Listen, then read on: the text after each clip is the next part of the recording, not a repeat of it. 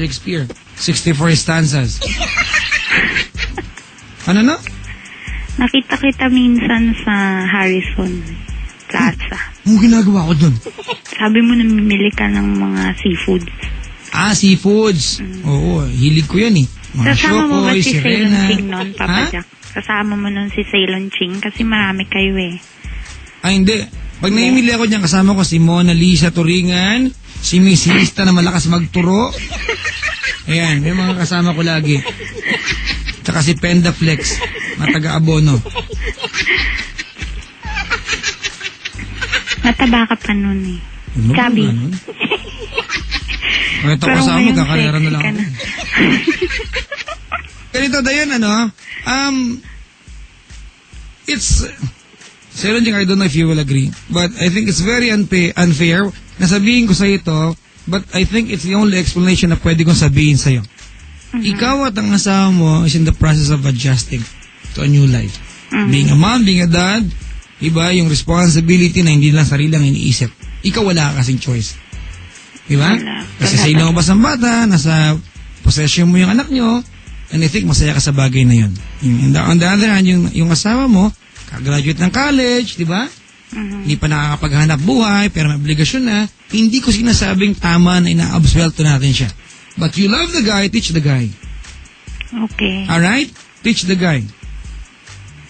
Okay, Papa Joe. Kung paano siya i-inspire, I don't know how. Ikaw ang nakakaalam yan. Minsan kasi nakakapagod. Nakakapagod talaga yan. Walang yung asawa mo eh. Nakakapagod talaga. Kaya kasi yung mga kaibigan niyo, yung mali kapag nagpakasal ka na hindi pinag-iisipan. Di ba? Oo, sabi nga nila mga kaibigan, wear the safest thing before having sex. Wedding ring.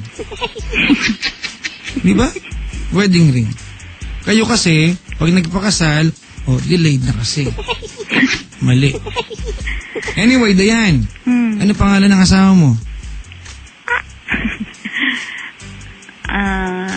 Sherwin. Sherwin? Kung nakaanta ba siya, ano gusto mong sabihin sa kanya? Walang love radio doon. Meron. Buong Pilipinas tayo. Meron ba? Meron. Buhay pa ako. Lakas ka mo naman. Malakas na, Papa Jack. Sige, dali. Ano sasabihin ko? Marami na ako sinabi sa kanya. Ate, huwag kang bumulong. Hindi mo ako phone pal. Radyo to. Pusang gala naman. Hello. Maya ka naman sa mga nakikinig sa atin. Bis na maawa sila, nabubusit sila lahat sa'yo eh. Eto na. Makausap. Ang dali. B kasi tawagan namin. Kung nakikinig ka, alam ko hindi, pero baka may nakikinig sa mga kaibigan natin na masabi sa'yo.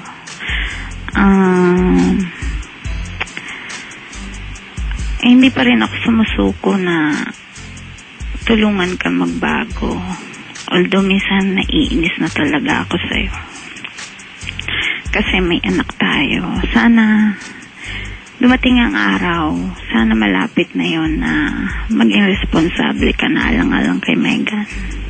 Tsaka sa akin na rin. Pinagdarasal kita na sana isang araw magising ka na sabi mo sa sarili mo na ay may pamilya na ako at hindi ko sila kaya mawala. Kasi minsan gusto ko na mag-give up sa'yo, gusto na kitang iwanan.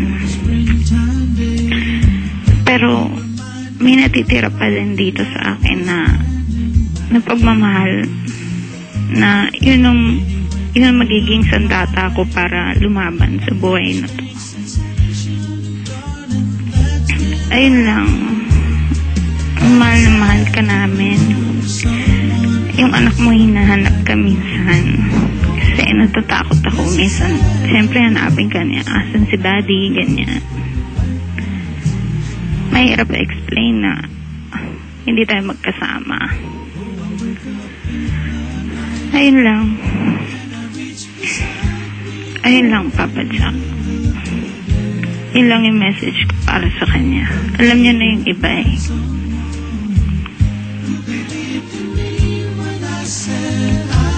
Dayan, yung mga pagkakataon bang natanong mo sa sarili mo na mahal ka pa kaya talaga niya? Kasi parang hindi ka niya mahal sa kwento mo. Minsan naisip ko yun eh. Hindi ko siya tinatanong kasi hindi. Well, kailangan malaman yun. Baka naman, di ba, you're fighting a losing battle right now. Nakikipaglaban ka, di ba? Pinipilit mo i-survive yung relasyon na siya mismo ayaw. Hindi, kasi iniwalayan ko na yung Papa Jack. Ayaw niya eh. Baka kailangan mo hiwalayan talaga ng tuluyan yan. Yun nga sabi nila para daw matuto. Hindi para matuto, kundi para kasi hindi ka part ng buhay niya eh. Ayun Let nga alone eh. yung anak na niyo, hindi part ng buhay niya. Hindi ko maintindihan kung bakit may mga lalaki na nung, di ba, nung inuuto nila yung mga girlfriend sila para maghubad ng panty. Ang galing nila magsalita, di ba? Kung magmantya ng kobre ka, makala mo sila maglalaba. Pero pag nakabuntis-buntis, walang sense of obligation, di ba? Ayaw panagutan. Meron. Well, then you have to ask this guy kung mahal ka niya o hindi. Baka naman ikaw na lang ang nagmamahal. Ikaw na lang. Kaya masama ang loob mo kasi umaasa ka pero wala ang dapat asahan. Tinanong ko naman siya, Papa Jack. Yung bang sagot niya, tugma sa pinapakita niya sa'yo? Yun ang hindi tugma eh. Well, di ba? Action speaks louder than? Word. Alam mo pala eh. Honestly, tonight, look inside. Naniniwala ka ba na mahal ka niya? Naniniwala ka ba na may balak siya sa'yo in the long run? Honestly. Parang wala. Di ba? I mean, if the signs are pointing to only one direction, might as well let go.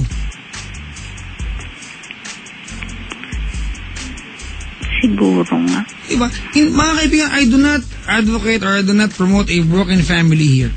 Sino ba gusto niyan, di ba? Oo, alam ko kasi. But if you're living your life sa impyerno, di ba, and you think you can be a better person, Nang wala because siya. di ba, this thing na meron sa inyong dalawa is slowing you down sa buhay, that you have to drag yourself every day para papaniwalayan sarili mo na yes, you're still with this guy, at wala kang makitang motivation from him, ano ang point? Pag-isipan mo yan. Oh, imagine, Papa Jack. Sige, mag-imagine ako, teka lang. Ano ulit? 3 years na wala siyang motivation Kailan? sa buhay. Kailan niyo ulit nakita yung anak niya? Ito lang March, itong vacation ng Holy Week. Was he even excited na makita yung anak niya? Oo naman, pagdating sa bata. Iba yun eh. Iba yung excited ka makita yung anak mo kasi at that very moment, minsan kahit di mo anak, excited ka makita. Pero yung point na gusto mong alagaan yung anak mo, di ba? And do something to be a part of that. Oo, yun ang Di ba? hinahanap Of ko that sa kid. kanya. Parang wala. Kasi gusto lang yan, nakikita, naiiyakap. Ganun lang. Iba yun. Magkaibang bagay yun. Hindi nga niya natitext ako kung kahit isang beses, Papa Jack, isave ko talaga kako yung message. Wala. Na may gatas pa ba si Megan? May diaper pa ba yan? Kumakain pa ba kayo? Kapal na mukha, tarantado. Ganon, Papa Jack. Dapat yung mga lalaki may ganyan, yung mga tutot nila, ginagawang sisig, para maraming litid. Pwede lang. Di ba? Paano ba Kulutanin. gawin? Ha? Paano ba gawin yan, Papa Jack? Wala akong balak, pero sabi ko lang. Nakakainis eh. Kapal na mukha. But anyway, galit lang siguro ako kasi naaapektuhan ako yung mga ganyan lalaki. Di ba? Di ba? Yes. Galit lang siguro ako. Pero mga kaibigan, sana naman, di ba? Yung mga dalaga dyan, Isip muna sila. pag niyaya kayo ng boyfriend niya na, alika, tulog tayo, walang mangyayari. Yes. Tulog lang, huwag kayong maniwala. Dahil ang katotohanan, pag nandun na kayo, biglang matatanggal yung strap ng bra mo nang hindi mo namamalayan.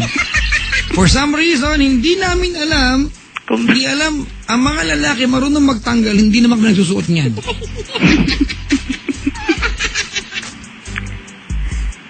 Meron kami mensahe para sa kanya? Ayun na yun, Papa Jack.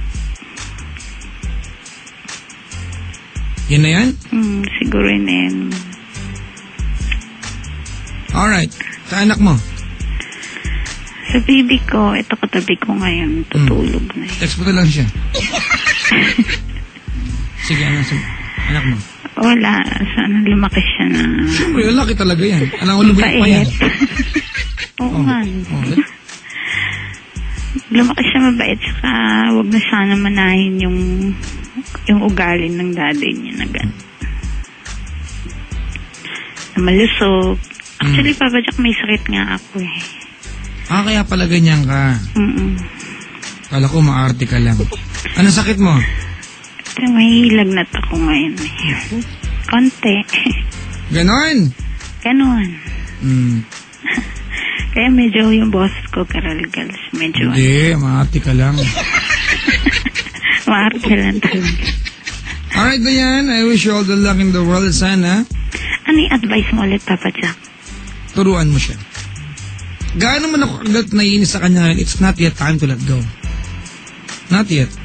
Ano yung sinasabi mo na dapat baka hindi sisig? niya ako mahal, dapat let go ko na siya. Well, ang pinupunto ko doon, Dayan, ikaw lang kasi makakapagsabi sa amin kung if you're fighting a losing battle right now. Okay. Alright? Yes. But since mahal ka niya, kamo, irresponsible lang, well, hanggat hindi na uubos ang dahilan para mabago mo siya, matulungan magbago, di ba? Gawin mo muna yung part mo. Okay? Okay, Papa Jack. Maraming salamat sa pagtawag.